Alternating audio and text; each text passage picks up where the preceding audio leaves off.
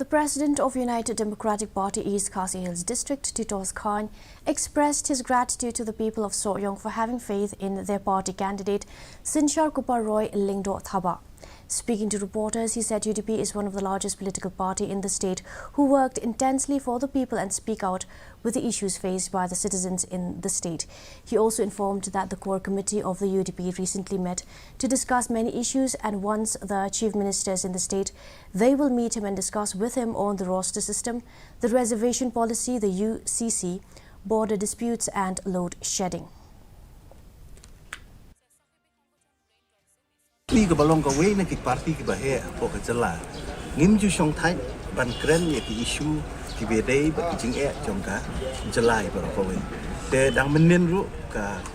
core committee jong ka UDP ngi le shong bat le kren la ya tai ya ki issue ki be dei bat ka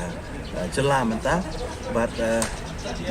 ni labu e ka si ba tang shuban chief minister nakaliang jong ka parti ba ko wei bat rengkat ba ki minister ki badon apo ka sarkar ni keren ni tai bhai ki ni ki jige ki ba ki pat ba ki kendo kum ka roster system ka distribution policy